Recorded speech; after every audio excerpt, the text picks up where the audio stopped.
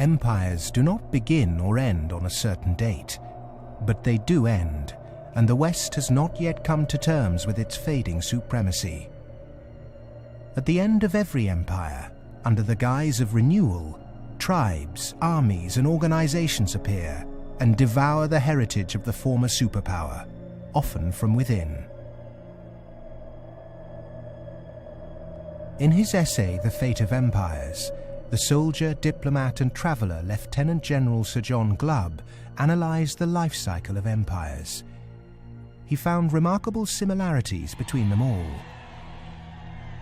An empire lasts about 250 years, or 10 generations, from the early pioneers to the final conspicuous consumers who become a burden on the state. 6 ages define the lifespan of an empire. The age of pioneers, the age of conquests, the age of commerce, the age of affluence, the age of intellect, ending with bread and circuses in the age of decadence. There are common features to every age of decadence. An undisciplined, overextended military, the conspicuous display of wealth, a massive disparity between rich and poor, a desire to live off a bloated state, and an obsession with sex. But perhaps the most notorious trait of all is the debasement of the currency. The United States and Great Britain both began on a gold or silver standard, long since abandoned. Rome was no different. So it started on a principle that was very sound, and it was on a silver standard.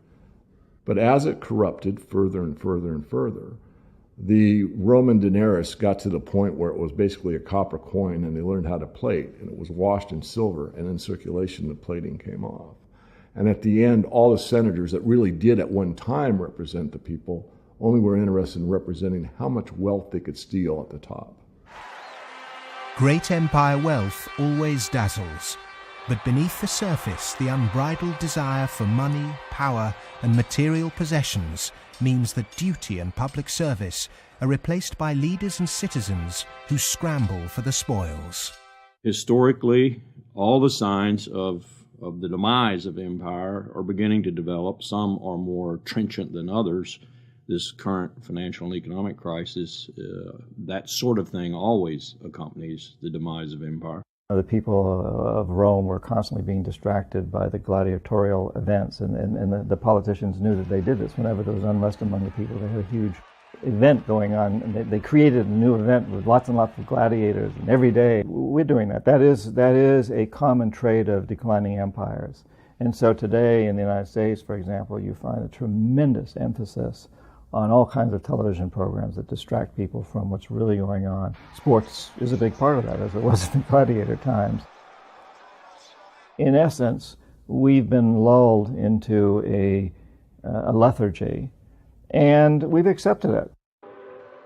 Just as our sports stars today earn vast sums, so did Roman charioteers. In the 2nd century, one by the name of Gaius Appuleius Diocles amassed a fortune of 35 million sesterces in prize money, equivalent to several $billion today.